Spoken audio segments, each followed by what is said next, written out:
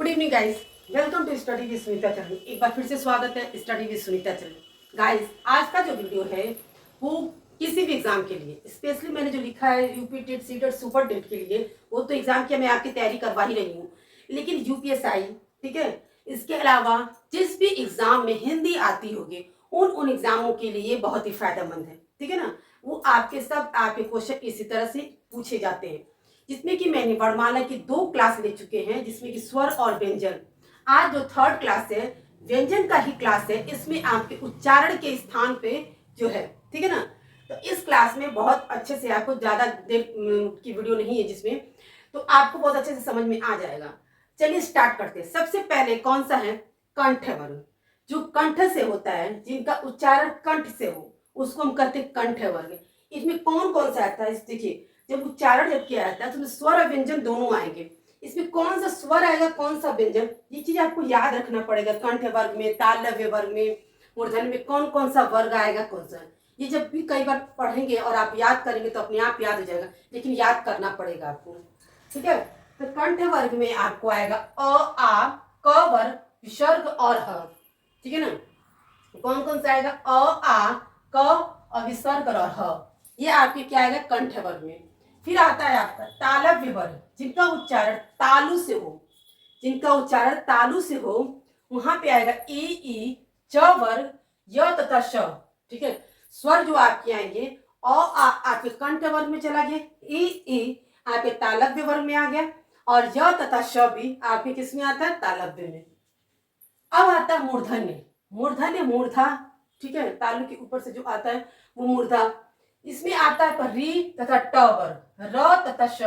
अब आप वर्ग तो आप जानते ही हैं कि मैंने बताया था क वर्ग ट, जो वर्णों का भी होता है, जिसमें वर्ग बना, जो वर्णों के भेद, एक वर्ग में आपके 5 वर्ण होते हैं, ठीक है ना। इसमें कि पहले वर्ण से ही उसका नाम रखा जाता है, क वर्ग, च वर्ग, ऐसे, ठीक है।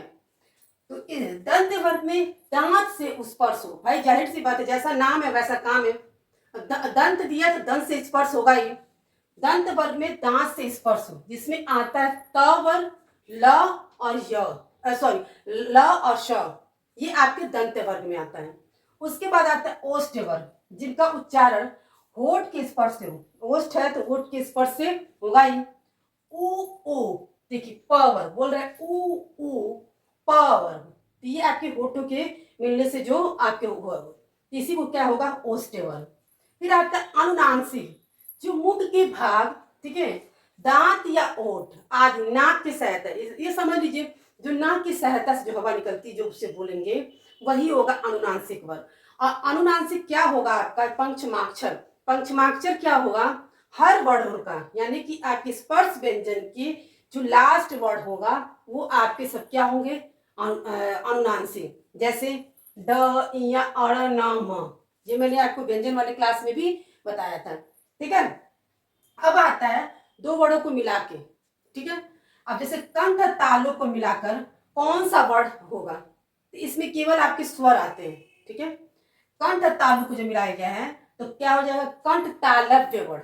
कौन सा होगा? कंठ तालव्य वर्ड। इसमें 2 वर्ड आते हैं स्वर, ए, ठीक है, दोनों एक जैसा होगा, ए और ए, कंठ तालव्य। और कंठोष्ठ वर्ड जो कंठ और ओष्ठ से मिलकर, यानी कि कंठों से होठों से जो उच्चारित होगा, वो होगा कंठोष्ठ वर्ड, जिसमें ओ और औ आएगा, इसमें ओ और औ आएगा। फिर और दंतोष्ठ में जिसमें ऊपर की दांत से है तो आपको त वर्ग आता है, और उसमें ल और श, इसमें क्या है?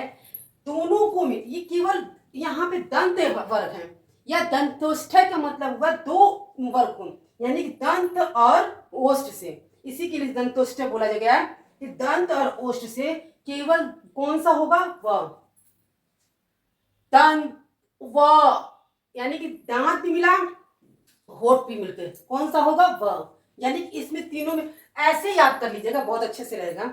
जब भी देखिए कंठ तालु ए, कंठोष्ठ ओ, दंतोष्ठ व, ये लेकिन आपको याद करना पड़ेगा, बिना याद किए नहीं होगा। जब आप 2 4 5 बार पढ़ लेंगे तो याद हो जाएगा, लेकिन आपको याद करना पड़ेगा, इस उच्चारण स्थान को आपको याद करना होगा, ठीक है।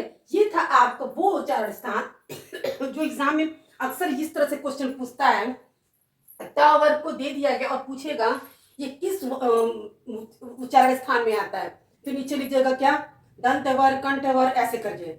तो जब आपको पता रहेगा कि त वर्ग आपके दंत वर्ग में आता है तो भी आप ट्रिक कर सकते हैं। इसलिए आपको ये याद करना पड़ेगा कि कंठ वर्ग में कौन सा स्वर व्यंजन आएगा, तालुव्य वर्ग में। ठीक है, तो ये था आपका उच्चारण के स्थान से व्यंजन का।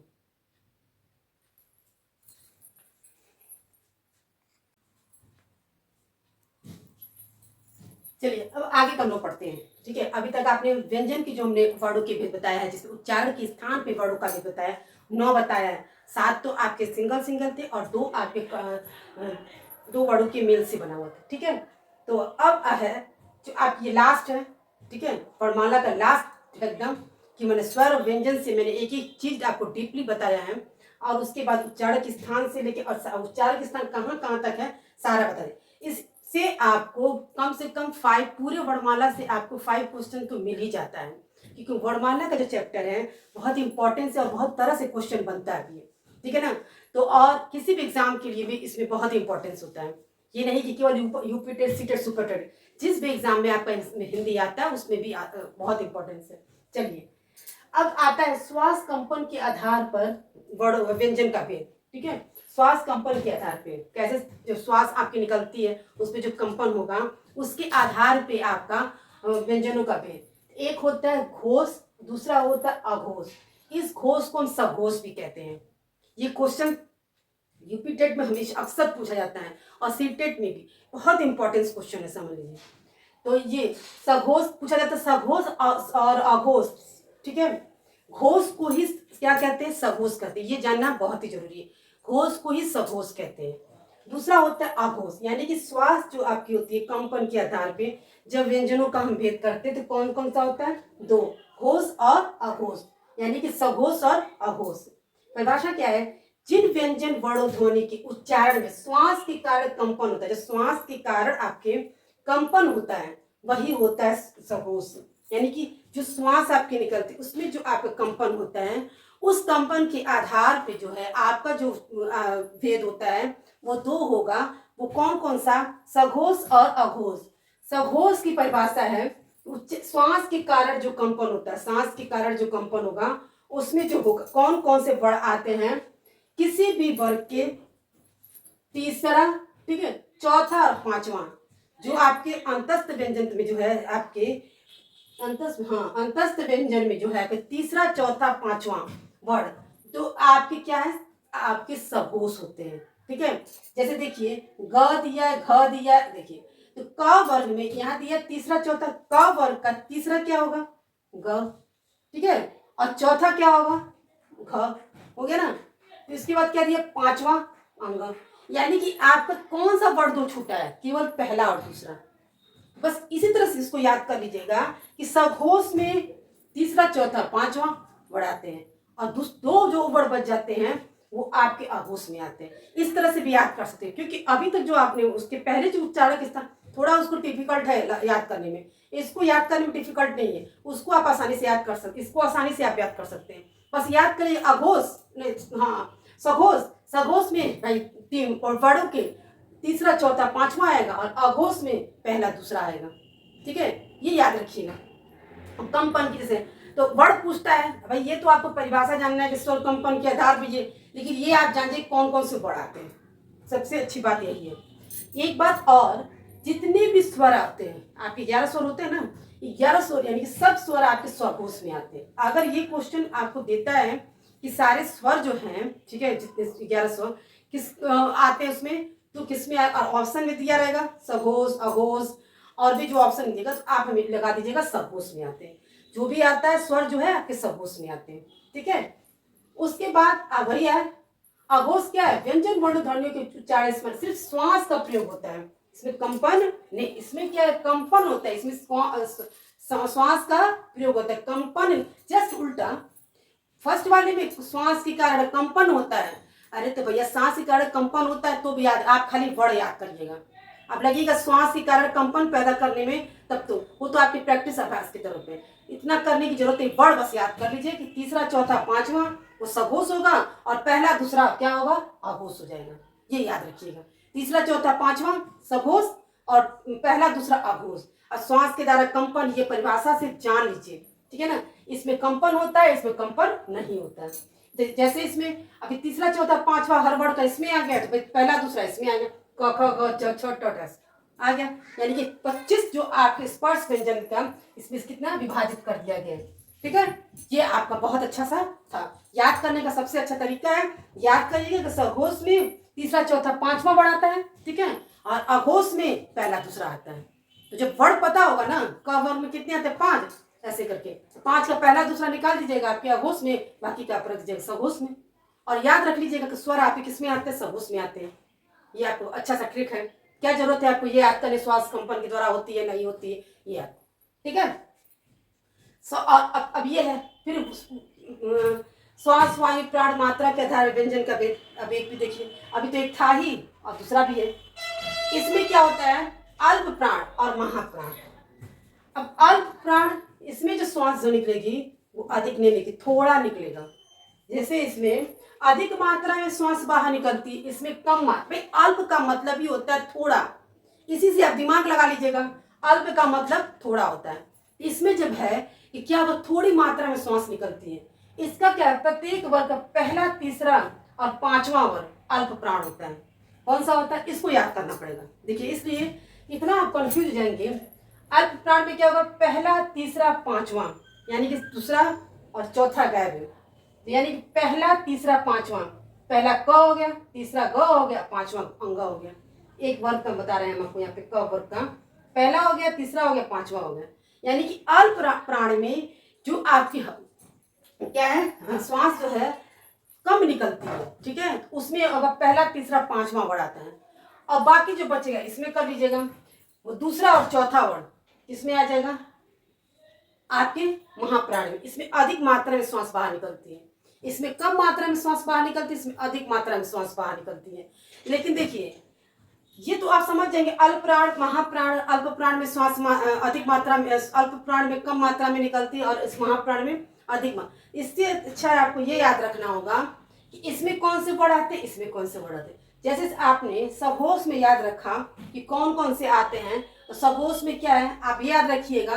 बाकी के स्टार्टिंग का 2 वर्ड जो है आप अघोष में है, बाकी सारा किसमें, सघोष में। इस तरह से याद कर लीजिएगा।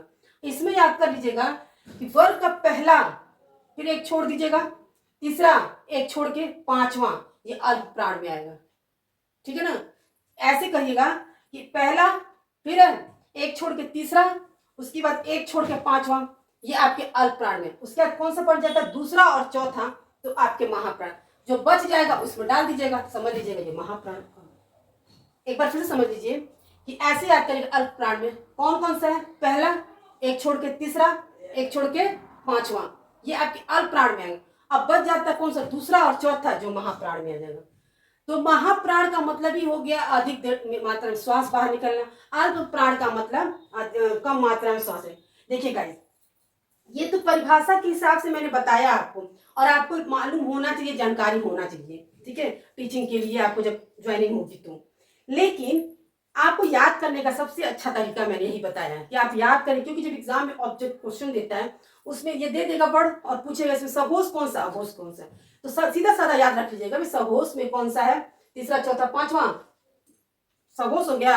स्वर सारे सघोष ही हैं, बाकी 2 बचे जो उसमें डाल दीजिएगा अघोष में। उसी तरह अल्प प्राण में क्या है, एक पहला तीसरा पांचवा, बाकी 2 जो बचा है महाप्राण में डाल दीजिएगा। आप डाल मत दीजिएगा, कहने का मतलब उसी में होता है, ये है ही इस तरह से। बस यही है आपका श्वास कंपन के आधार पर व्यंजन का भेद। इसी को हम प्रयत्न के आधार पर भी व्यंजन का भेद कहते हैं। एक ये प्राण मात्रा के आधार पर व्यंजन का भेद। तो इसको क्या है, अल्प प्राण से भी क्वेश्चन आता है, महाप्राण पूछा जाता है अल्प प्राण में कितने वर्ड आते हैं, तो आप बता सकते हैं सिर्फ तीसरा चौथा पांचवा। और महाप्राण में पूछा जाता है कौन से वर्ड आते हैं, तो बता सकते हैं आप दूसरा और चौथा। लेकिन इसको आपको 3 बार 4 बार पढ़ना होगा, ध्यान देना, क्योंकि ये कंफ्यूज हो जाता है, भूल जाता है कौन कौन सा वर्ड किसमें आता है। और एग्जाम में इससे क्वेश्चन बहुत आते हैं, क्योंकि कंफ्यूजन क्वेश्चन है, तो आएगा ही आएगा आपको कंफ्यूज करने के लिए। तो ठीक है ना, ये आपको पढ़िए, वीडियो को पूरा देखिए, समझिए। मिलते हैं नेक्स्ट वीडियो में।